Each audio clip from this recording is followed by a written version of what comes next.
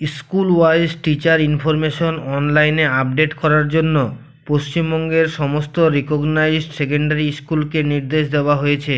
Teachers data কিভাবে entry করতে হবে তা স্টেপ বাই স্টেপ আজ দেখাবো। রাজ্যের সমস্ত শিক্ষক শিক্ষিকারা নিজের চোখের সামনে কাজটি করুন, ভুল হলে সমস্যায় পড়তে পারেন। আমি কমলেশ দাস খুশির ক্লাসরুমে আপনাকে স্বাগত জানাই।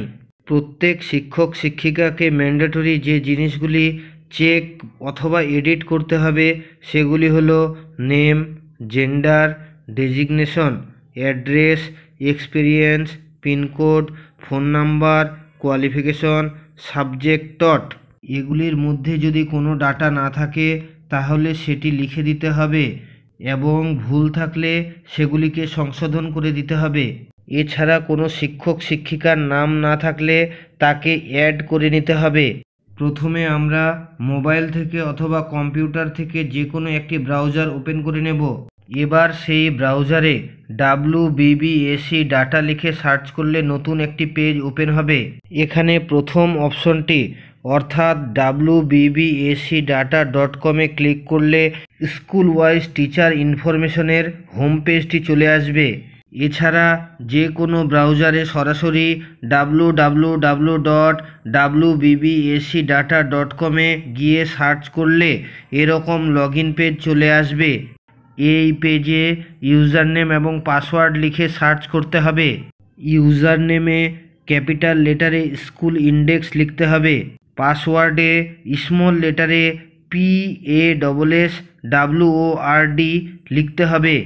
সমস্ত কিছু লিখে লগ ইন করলে নতুন একটি পেজ চলে আসবে যেখানে ইনস্টিটিউশনের হেডের নাম লিখতে হবে এবং মোবাইল নম্বর দেওয়ার জায়গা আসবে, সেগুলি লিখে প্রথমে আপডেট করতে হবে। আপডেট করলে পাসওয়ার্ড চেঞ্জের নতুন একটি পেজ আসবে। এখানে ওল্ড পাসওয়ার্ডের জায়গায় আগের পাসওয়ার্ডটি দিতে হবে এবং নিউ পাসওয়ার্ড এবং কনফার্ম পাসওয়ার্ডের জায়গায় নতুন করে পাসওয়ার্ড দিয়ে সেট করতে হবে।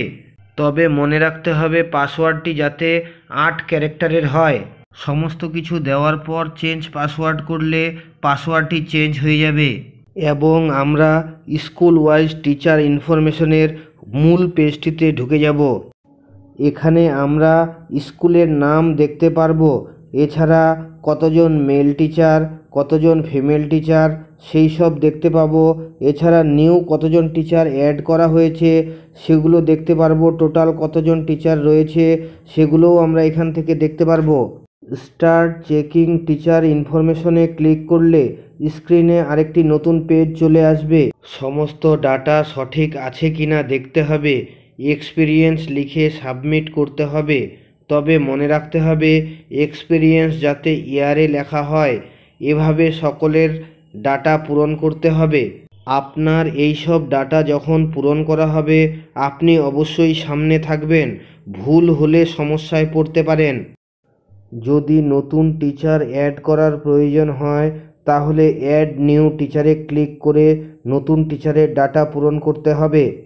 নতুন টিচারের সমস্ত ডিটেলস দেওয়ার পর সাবমিট করতে হবে। যখন সমস্ত টিচারের ডাটা চেক ও সাবমিট করা হয়ে যাবে তখন টিচার লিস্টের নিচে সাবমিট ফাইনাল ডাটা অপশন আসবে। সাবমিট ফাইনাল ডাটায় ক্লিক করলে ভেরিফায়ারের নাম লেখার জায়গা আসবে। সেখানে ভেরিফায়ারের নাম লিখে চেক বক্সে ক্লিক করে সাবমিট করলে একটি PDF জেনারেট হবে এবং ডাউনলোড PDFে ক্লিক করলে PDFটি ডাউনলোড হয়ে যাবে। PDFটি ওপেন করলে নতুন একটি ট্যাবে PDFটি ওপেন হয়ে যাবে এবং সমস্ত টিচারের ইনফরমেশনগুলি আপনারা দেখতে পাবেন। ভিডিওটি ভালো লাগলে অবশ্যই লাইক চিহ্ন দেবে। পরবর্তী ভিডিও পাওয়ার জন্য সাবস্ক্রাইব করে বেল বটনটি অন করে রাখবে। কিভাবে টিচার্স ডাটা পূরণ করতে হবে তা সকলকে জানানোর জন্য ভিডিওটি অবশ্যই শেয়ার করে দাও।